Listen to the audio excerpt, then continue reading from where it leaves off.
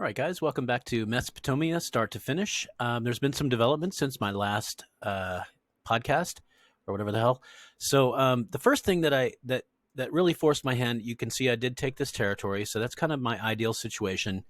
It's not my ideal situation. Like when I play this game the way I like to play it, I have only one entry point.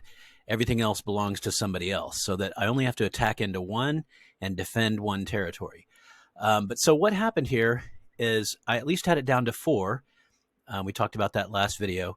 But here's what happened. Germany, who's been strong, he's just above me in the rankings, and then Japan is above both of us. Germany took one of the outer ring, and that really forced my hand. So what I did, and I hope it's not ill-advised, what I did was I launched a 2-prong attack. First of all, just sent in a bunch of stuff at this territory. The intention there was to lock in whatever's there for a while.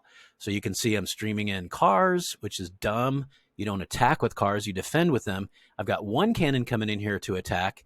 He should be there shortly in about just under an hour. And then sending these cars into, really I'm just trying to occupy these troops so that I can attack my true place over here with 7 cannon and this stack. So the way I've got this timed out is this stack will attack, and then 3 minutes later, this cannon will attack. So there's a fair certainty that there are cannon here. As soon as I get within range of them, ooh. Okay, so a good way to determine if there's cannon in the stack is if you're within range of them, they should begin shooting. I think that these guys are within range. If they are within range, then there's no need to delay my shelling. So I'm going to look into that a little bit. So you can see, just from hovering over here, my cannon are almost in range of that stack. Okay, and looking at where my cannon are, they're right here. And this this land unit stack is, you know, what, a 1/4 inch further along. That means that if this cannon reaches as far as my cannon, which they do, I should be in range. So I'm going to investigate that a little bit more carefully, get a ruler, like literally, why not? Get a ruler, measure your radius of what a cannon throws, and then start from here and measure that same radius. And if these infantry units are within that radius, that means there's no cannon here. If there's no cannon here, I need to start these guys shelling ASAP. Normally I wait, because if there are cannon here, I don't want them shelling directly on top of my naked cannon here. So I send in these guys first. As soon as, of course, cannon are engaged in melee combat, they become completely ineffective. They do not attack anymore.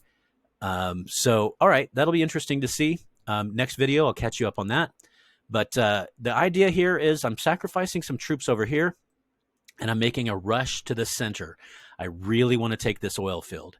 You can see he's rushing troops in to support this.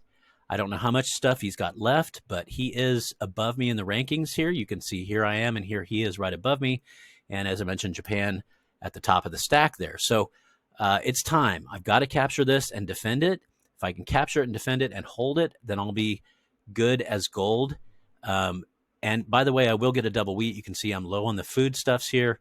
And over here is a, man, I wish that was a fish. But so anyway, I want to keep these as short as possible. I'll come back when I've got something more to report about these exterior rings and as I attack into the interior. So thanks for checking in, guys. I'll see y'all next time. Adios.